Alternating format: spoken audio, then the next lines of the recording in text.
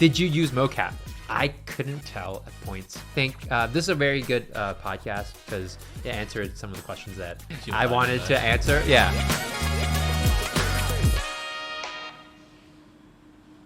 Welcome to another episode of the Decogged podcast. Today we're going to start off talking about Love, Death, and Robots Season 3. I mean, last week we sort of briefly touched on it because of the NFT situation that they released. That they have, NFTs in there. But we haven't really spoken about the art. And about all the good stuff about Love, Death, and Robots. And now we're both caught up. I mean, at this point, if you guys haven't seen Love, Death, and Robots as an animator, what are you doing? You should that's the first thing you should go watch. Why we want to bring this up as well, I think it was yesterday, Agora released this podcast with some of the anim soups for Jibaro. So that's the most well-known episode from season 3. I guess it's kind of the episode that everybody would look at as the what do you call it, the pinnacle of the season. Animation. Definitely because of the look and everything. For people who don't know what Jibaro looks like, it's this thing. I'm sure you've seen it. You have to, right? Yeah. So like, there's been memes and stuff going around on TikTok and all kinds of stuff. So it's what are your initial thoughts about that episode? What do you think it's about, and what do you think about the look as well? I thought it was amazing because I thought it was like a masterclass in like visual storytelling. Mm-hmm. What it's about, I mean, who really knows, right? Other than the director. But I think like what it made you feel and like how it told the story was like amazing because there's so much being done visually, and it's like it's sort of that whole show don't tell. But done on a really good, like a really high level.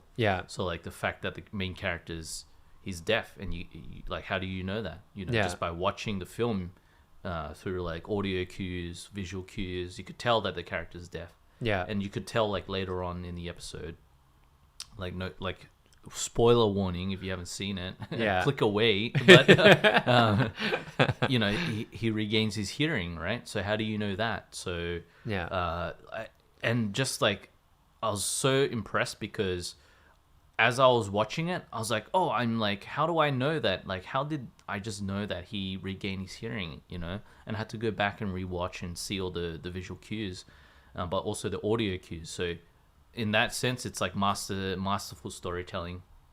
And how did you know the character was like, after the gold, like initially they set it up just by the fact that he bites this little piece, you could tell that that's gold, and you could tell that that's his interest. So amazing storytelling, first and foremost. Stylistically, I mean, who can deny that was like a stunning looking thing. So but I don't know, like, what did you think about the whole episode? So I thought that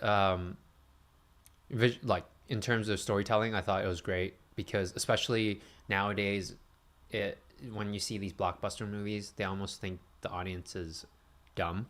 So they have to tell you every single part of what they're about to do, and then leaves the mystery or the creativity.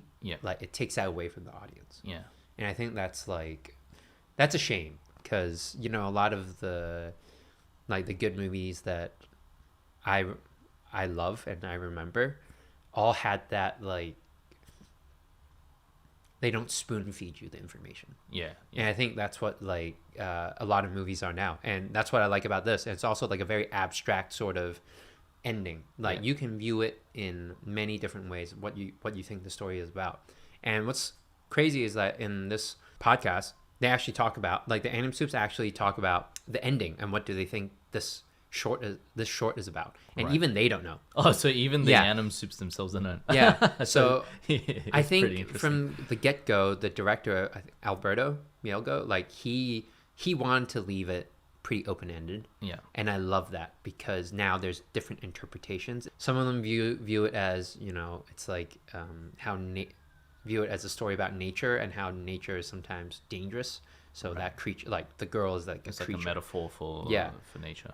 But then on the other hand, one of the other soups thought it was about like Predator, about how like someone had everything but lost it all, and then she's trying her best to like, you know, that goes to the ends of the earth to try to get it back, right? Because she's so broken. Yeah. And I was like, I didn't view it like that at all. But then really? once he I said didn't it, view it like the way, like metaphorically, what I thought it was about human greed, and how like greed leads you to do things like terrible things, and in the end, greed is what gets you killed. So that, like, to me, but all those three are viable to me. They all I guess they all work in so very open-ended and that's like, you know, just hearing them and then hearing your view about what the story is about, and it's just, it makes it even more, I think, even more special. It's sort of like Inception, you know, in the end when like the thing keeps on spinning. It's annoying that I don't know what the real ending is, but that's what makes it good, right? Because now you're thinking, oh Jesus, was the whole thing just a dream? Or which is I mean, I think everybody wants to believe that it wasn't, but like there's a party that's like, oh, maybe it is. Maybe it is. But this it feels more like art than like in Inception it was almost like there's only two outcomes, right? Like that it was a dream or it wasn't. Whereas this, it's so open-ended, where it's like it's almost like abstract art, right? Like you're saying, it could be so many different things to different people. But I did find it pretty interesting, like that even the anim soups themselves didn't know what the thing was about. So they were just making something and just I hope this is like what Alberto wants. You know? Exactly. And so these guys have worked with him before on The Witness as well. So I think it's a regular team that, you know, that he's comfortable with. But from, you know, we can talk a little bit about, there's certain topics that he went through that I kind of want to, that we can talk about as well, where they said that the director, Alberto, was very clear in the idea that he wants. So even in layout and boards, he's actually doing the whole previs. He would animate in 4s or 8s, right? And then even have sort of in After Effects have layers of how the camera would move, so you can see like the depth and everything. And I was very intrigued by that, because you can go, a lot of movies now that are made, they're very, how do you say it, loose. It's almost like the director doesn't have a direction, and they sort of figure it out on the spot. Whilst you have also the other side where there's directors that really know what they want, and there's pros and cons to both. I guess, which one do you prefer? Well, I mean, of course, like I think as a director, knowing what you want exactly is always like, you know, it's always a good thing, right? So, you know, if the movie comes out and it was a huge success, then it was like, it was obviously the vision, right? Whereas like if you just find the movie as you go, like, are you really directing, or are you just kind of, you know, throwing paint on the wall and just see like what sticks? Yeah, exactly. But I understand, based like on the economics of making film, how like you can't just plan everything. You know, it's almost economically, it's not viable, because, you know, the movies, like the release date's already scheduled, like everything's already like so tight, like the production time is so compressed, where you just don't have the luxury of planning stuff out, unless you're like a James Cameron or a George Miller or someone, you know, like George Miller famously like took years to make Fury Road, and Fury Road was highly planned. So I'm told, from like everything was planned for like years in the making. And that's why these films like that come out, like they're so good, because they've had all that pre-production planning and all that like thought going into like every single little aspect of it. And something like this is great because you're allowed to do something like that on a small scale. But apparently it took him 2 years to plan. He planned for 2 years. Just for like, you know, like like 10-12 minute short, you know. I think it was like I think it was 12 to 15 minutes or something. Now try spend 2 years to plan like like an hour and a half, 2 hours, 3 hour film. It's just you just don't have that time, right? So I feel like the movie was already made before they even made it, and that's why it's so good, because Alberto's had that time to think about it, to think about the shot composition, to think about how to visually storytell, how to sell these ideas. And maybe that's something that is just bad about the industry in general, is just like the movie churn, wow, we need to get this film out, we got to get this next film out. And I almost don't even blame the directors and the creatives, like the DP, all these people, even visual effects artists, visual effects studios. When something comes out and it's bad, sometimes it's not even the fault of the people working on it. It's just the fault of the system, right? Yeah. I do think so. I agree. I like a director that has more direction, and even more extreme, like has a direction that he won't budge off of, because then at least you know what to aim for. Given the con is, you as an animator, at least you have less flexibility on doing what kind of the acting that maybe you think it's appropriate. But you have to, so there's less creative freedom. But you have to understand that this movie is not yours. And that's what they teach you in school too. This, like, you're helping like a bigger you're fulfilling of it, like a vision. So and it is painful though. I can see like all the notes, all the roundabout notes, like, no, that's not quite not quite my tempo. I don't know if you've watched like Whiplash. Not my tempo. No. So every time you send in your shot, not my tempo. That's a con. That's a big con. At the same time, I'd much rather that, like, someone with direction. Because that doesn't, it's really frustrating when, because you'll get notes regardless. If anything, like, actually, if someone doesn't have a direction, like a director that doesn't have a direction, you're working on something thinking you're doing the right thing, and then suddenly they just change it. Because they're like, this doesn't feel right anymore. But you're like, let's cut the whole sequence. Exactly. And I feel like that's maybe even more frustrating. I definitely think it's more frustrating. Like, if you have like work that is basically finished and it gets cut or it gets rewritten and you have to change the performance completely, or the lip syncs change all of a sudden, that's definitely worse. But it's also like, how bad is like how bad are the notes, like with the picky director, the one that does know what they want, like how picky are they? Do they let things slide after a while and be like, that's close enough? Or are they like determined to get it exactly the way that they envision it? I think that there could be like two sides of the coin, where it's like too picky and too specific is painful, and too loose and wishy-washy. That they're both equally bad, and it's just how far on the spectrum go, so. I think that's true. And let us know what you guys think about, like, which one do you prefer. But there's another thing that they talk about in this podcast that I really liked, which was around here. Did you use mocap? So, this was the biggest question for me for The Witness and for this show, for Jibaro. I couldn't tell at points whether it was hand-keyed animation or whether it was mocap, because I could see it being a mocapped show. I'm actually like, the fact that you're saying there's zero mocap, now thinking back to the episode, because I was thinking about all the dancing that was happening in that if that was hand-keyed, I am like really impressed. It felt so real, like the physics. The physics really, of the dancing. I mean, insane animation if you had to hand key that. But I keep thinking, like, why not just mocap? Like, why wouldn't you just get somebody to dance in a suit and just like tweak from there? So one of the reasons is that it stuck out like a sore thumb. Okay, firstly, it's the director doesn't want to use any mocap. And then, I mean, if he says that, then you can't really use it, right?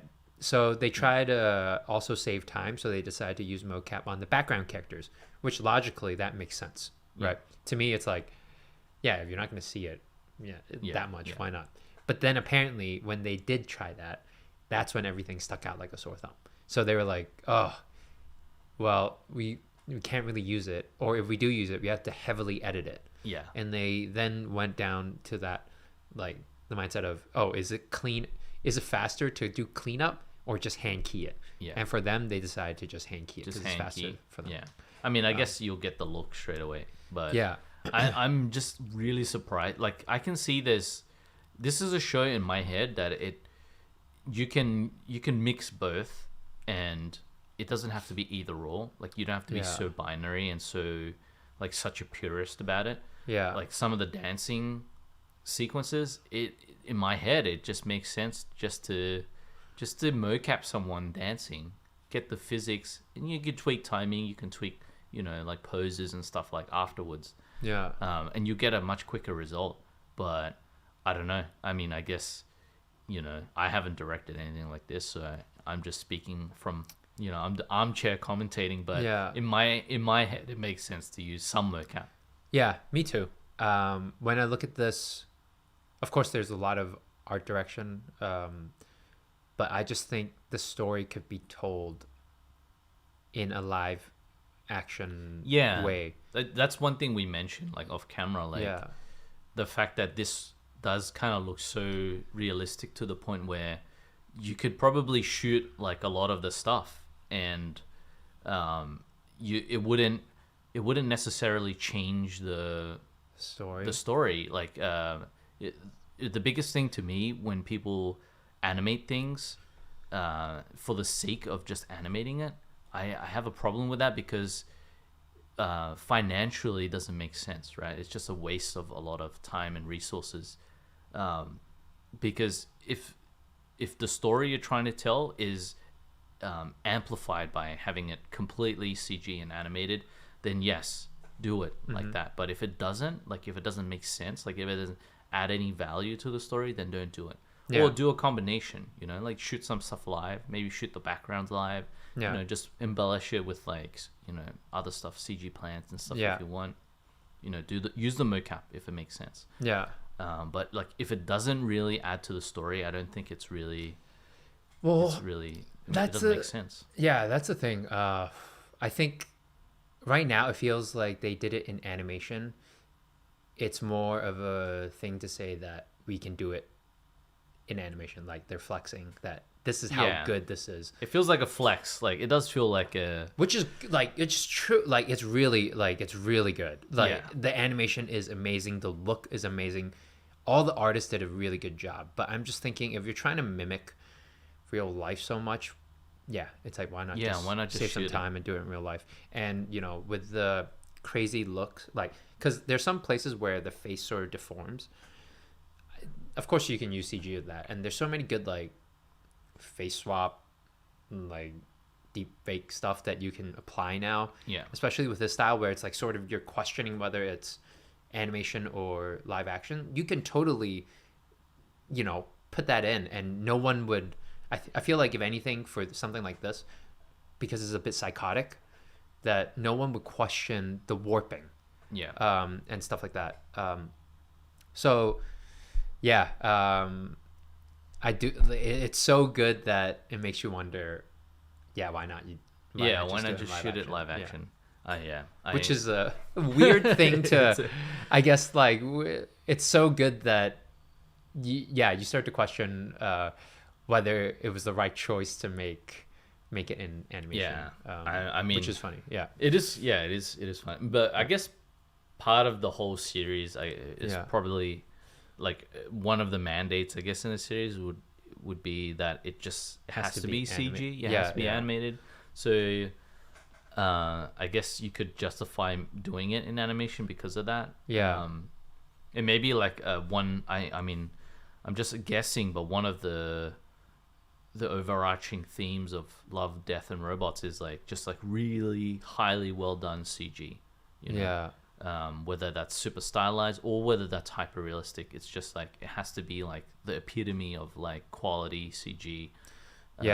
In one way or another. So maybe in that sense, it fits that whole theme. It's like, okay, we are just doing like insane quality CG to the point where people are just like, wow, that looks. I mean, that's a strong flex, and I think like well deserved flex. But But compared to The Witness, I felt like Witness feels more. I mean, I thought that could be shot, but I do feel like that one is more of a reason to do animation, like do it in CG than this one. This one felt like even more real. Yeah. It definitely pushed the realism more. Yeah. But The Witness was also all hand keyed. Yeah. So I'm told. So. But the character, the male character, looked a bit more stylized. Yeah, like some movements. Some movements looked like they were hand keyed, and some looked like they were just mocap again. Yeah. But yeah, it's crazy. Maybe you're not allowed to use mocap in Love, Death, Robots. Well, so I watched last night. I watched Scanner Darkly again. Oh right, yeah. Is that the roto the rotoscope one? They painted everything. Yeah. So it makes me think like, for this one you can do a live action, and then if you had to, you can really go in and do like a stylized sort of treatment to it. I'm not sure what it would be like to make it like that, but I feel like that would be even more time saving in some ways. But potentially. Like nowadays with how good comp is and tracking, you could probably just do like some CG. And I'm sure AI can help with that too. I'm not saying like they should do it in it's the same as the style in Scanner Darkly, because that's totally not it.